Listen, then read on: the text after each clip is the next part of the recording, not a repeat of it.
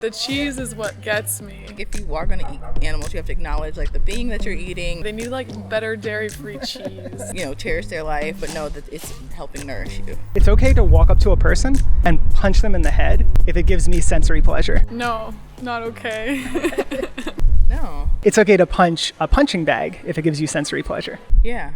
Yes. It's okay for me to walk up and punch a dog if it gives me sensory pleasure. No, definitely not. No. It's okay to walk up and punch a pig that's walking by if it gives you sensory pleasure. No. No, not the pig. So the pig, the dog, and the human, you said no, but you said yes for the punching bag. So what's the difference there? The punching bag doesn't feel pain. It doesn't care. Yeah. They're all living beings, and the punching bag is an inanimate object. The other ones like have some level of consciousness, some feeling of pain, some interest in not being punched probably. Yes. The human, the pig, and the dog can feel pain and fear and they're living.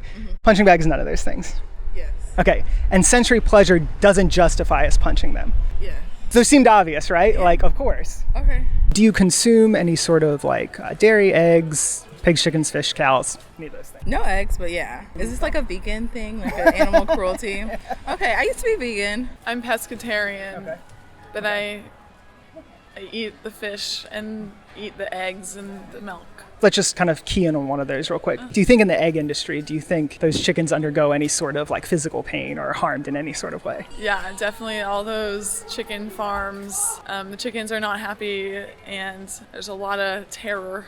Does the taste of food justify what we do to animals? I guess no. I think you have to treat, like, if you are going to eat animals, you have to acknowledge like the being that you're eating and like, you know, cherish their life, but know that it's helping nourish you. Yeah, so I think it's important to buy eggs from places that treat the animals well. And I try to do that. I don't all the time, but I should.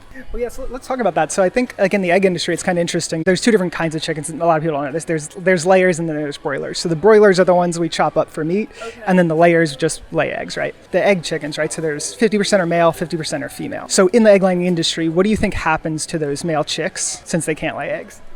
They're just chopped up. That's exactly right. That's perfect. They're chopped up. Yeah. So they actually put them on a conveyor belt, and day one of their life, they're dropped into a giant macerator, which is like a blender. So it chops them up day one of their life. So we don't have to eat them, right? And the sensory pleasure itself wouldn't justify causing them pain, right? So the taste doesn't justify it, and we don't have to eat them. What would be the reason that justifies it? So for instance, you eat the product. So what would you say like justifies it? It's like starvation. Starvation? Okay. Yeah. So, but we said there's alternatives, right? Yeah. Okay, so would you starve if you couldn't eat animal products? No. So no matter where you get your eggs from, they got their chickens from breeders who did that. So any eggs you get have that like on the back end of them. But on top of that, the animals also have suffering bred into them. So like they've been bred in such a way that their organs get messed up. And so like their life is suffering, even if they were on like a good farm. And then on top of that, of course, like we keep them in typically pretty bad conditions. Free range means they're all stuffed into a giant barn, and they have about the size to walk of like an A4 sheet of paper.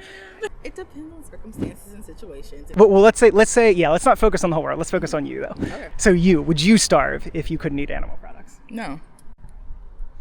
So then I guess I would ask, what is your justification for eating animal products? I mean, I think it's like what is available to you. Like if you're like, oh, I'm hungry, and then like the only thing you have is like a Jimmy John's, then like, well, no, actually, Jimmy John's, you can do a cute veggie sub at Jimmy John's. So yeah. Well, yeah, everybody has like at least one, if not vegan, vegetarian option. So yeah. Happy and Hale has a bunch of stuff actually right there too. Happy and Hale. Emotionally, when you hear that, what do you feel? Like, so not what you think, but like what like literal emotions when you hear that are going through your body and mind? A little sadness on the chicken's part. Also guilt for like feeding into that, and yeah, and then just like a little bit of minor anger towards people that don't try to care about it. Yeah, so that's good. I think those all sound like totally reasonable things to be feeling, and they're definitely things that I felt. Pleasure doesn't justify it. Taste pleasure.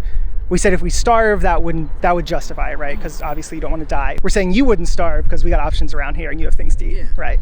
So what I guess would be your remaining reason? Like what would be preventing you from going vegan? Oh, nothing's preventing me. Yeah.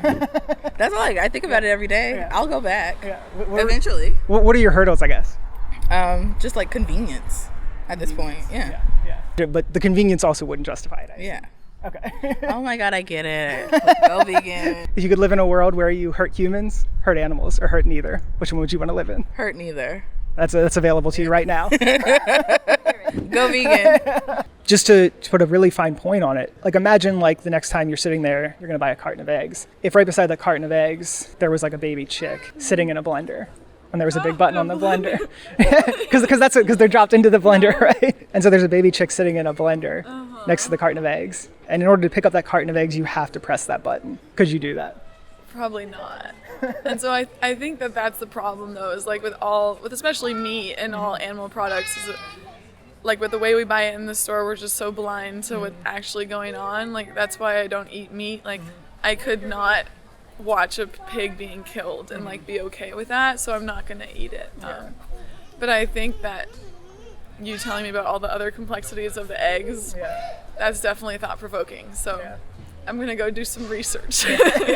The dairy industry is one that's also kind of perplexing. The actual process that goes into that itself is pretty disturbing. So first off, to impregnate a mother cow, we basically force our arm up her anus, up to our forearm, because you have to move the cervix around when you impregnate them. And then we take a giant needle and insert that into their vagina, filled with semen, of course. And I know this is gross, but like the process is gross. We basically forcibly do that to them to get them pregnant. They have their baby. Babies drink milk.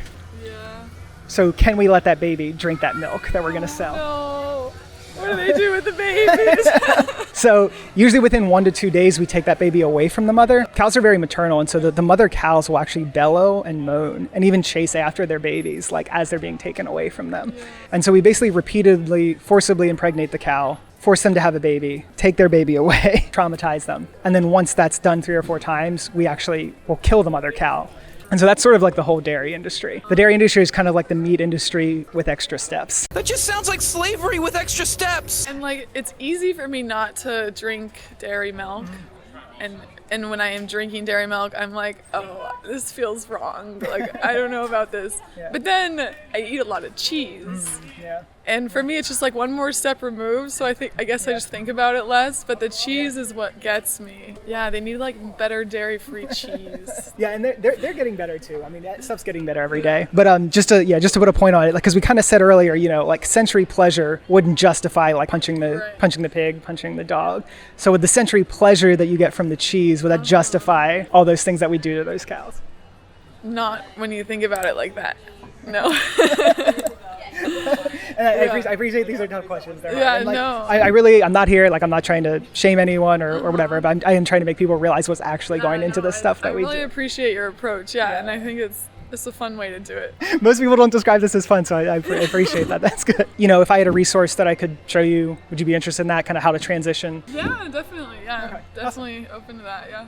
I mean, it seems like you're really compassionate. Like, I feel like there's like almost tears in your eyes welling up sometimes here. It seems like you want to be informed and things like that. If compassionate, good, intelligent, informed people like you and me aren't going to lead the way on this, right? Like, who are we waiting for? Yeah, I guess it has to be us. That's so good. I think that's the only way to do it. Yeah. And just the way you approached that conversation, I thought was awesome. Oh, awesome. Like really starting. And if you want to help me make this my full-time career, check out the Patreon in the description. And shout out to Ryan O'Neill, Tom Eisenbeiss, NutBase News, and Monstar.